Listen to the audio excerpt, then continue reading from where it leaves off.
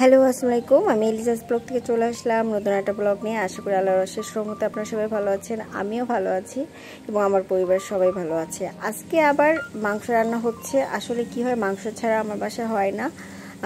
তো এই যে মাংস রান্না করছি, পেঁয়াজটাকে তেজপাতা, লবঙ্গ, এলাচ, দারচিনি, এটা আমি সবসময় বরাবরই এইভাবেই রান্না করি। পেঁয়াজটাকে হালকা ভেজে নিয়ে তারপরে আমি মাংসটা দিয়ে দিই, সেটা গরু হোক আর মুরগি হোক। তারপরে আমি মাংসের উপরে সব মশলাগুলো দিয়ে দিই।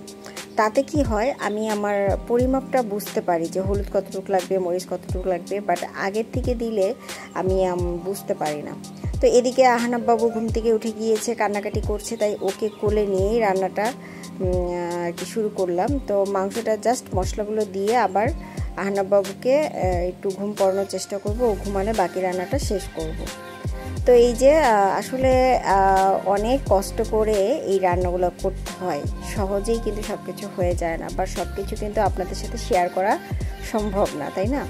তো এই যে মাংসটাকে সুন্দরভাবে কষিয়ে আমি জাস্ট দিয়ে যাব। আহনাব বাবু তখনও আমার কোলে ছিল, তো মাংসটাকে আমি জাস্ট অল্প আঁচে দিয়ে যাব আর আহনাব বাবুকে সময় দিব। অ্যাকচুয়ালি লাইফে সব কিছুই করতে হবে, বাট সবথেকে মেন যে বিষয়টা হচ্ছে বাচ্চাদেরকে প্রপার সময় দেওয়া। আমি আমার বাচ্চাদেরকে যথেষ্ট সময় দেওয়ার চেষ্টা করি, জানি না কতটা পারি, বাট চেষ্টা করি। তো এই যে আহনাব বাবুকে ঘুম পড়িয়ে এসে দেখলাম যে মাংসটা মোটামুটি ভালোই পানি বের হয়েছে এবং কষানো হচ্ছে। আর মাংস রান্না তো আপনাদের দেখাচ্ছি। এদিকে আমি আবার সবজি না হলে তো হয় না, তো ইলিশ মাছ রান্না করব।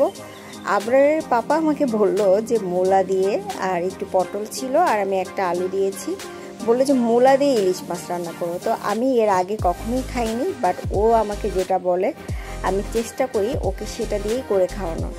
তো এই যে আমি কখনো মূলা দিয়ে খাইনি, আপনারা কেউ কখনো ইলিশ মাছ মূলা দিয়ে খেয়েছেন কিনা আমাকে জানাবেন। তো এই যে আমি, আমার হাজব্যান্ড বলেছে তো রান্না করতে হবে, তাই না? তো এই যে পেঁয়াজটাকে ভেজে নিয়েছি, আর কাঁচামরিচ দিয়েছি, একটু শুকনো মরিচ দিয়েছি একটু কালার হওয়ার জন্য, তারপর হলুদের গুঁড়া, একটু জিরা দিয়েছি, আর কোনো কিছু দেইনি। সুন্দরভাবে আগে ইলিশ মাছটাকে আমি একটু ভালোভাবে কষিয়ে নিব, কষিয়ে ইলিশ মাছগুলোকে তুলে রাখবো, তারপরে আমি বাকি মশলাগুলো দিব। তো এই যে মাছটাকে একটু ভালোভাবে কষিয়ে নিচ্ছি, আর আহনাব বাবু ঘুমাচ্ছে, বাচ্চা মানুষ তো দেখা গেলো। আর আমি এই রান্নাগুলো আমি কিন্তু সবসময় রাতেই রান্না করি, আমি দিনে খুব কম রান্না করি। শুক্রবার হলে অনেক সময় শুক্রবার আর শনিবার আমি দিনে রান্না করা হয় মাঝে মাঝে, কারণ ওই সময়টায় আবরারের পাপা থাকে। তবে আবরারের পাপা না থাকলে আমি রাতেই রান্না করি, রাতে আবরারের পাপা খায় আর সকালবেলা তো নাস্তা করে যায়, আর সারাদিন এই রাতের রান্নাটাই আমি আমার বাচ্চাদের খাওয়াই, কারণ আবরার বাবু তো মাংস হলেই হয়ে যায় আর আমার সবজি থাকে। তো আসলে আমাদের বেশি রান্না করার প্রয়োজন হয় না, কারণ রাতে রান্না করলে সেটা হয়। আর আমি এতে কি করতে পারি, বাচ্চাদের প্রপার সময় দেওয়ার চেষ্টা করি।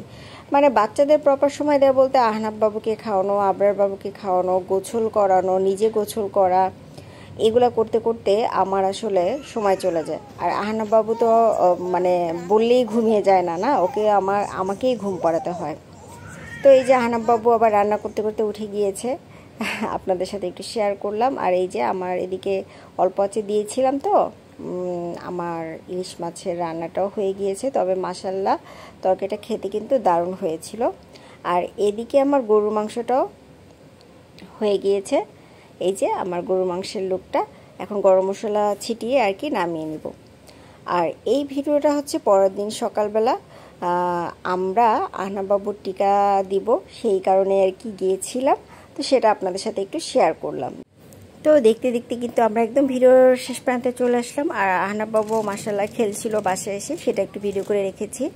আর যদি আপনাদের সবার আমাকে ভালো লাগে, আমার ভিডিও আরও দেখতে চান, তাহলে অবশ্যই আমার চ্যানেলটাকে সাবস্ক্রাইব করে রাখবেন, দেখার পর অবশ্যই লাইক দিবেন এবং কমেন্ট করবেন। আল্লাহ হাফেজ, ভুল করলে ক্ষমা করে দিবেন। আল্লাহ হাফেজ।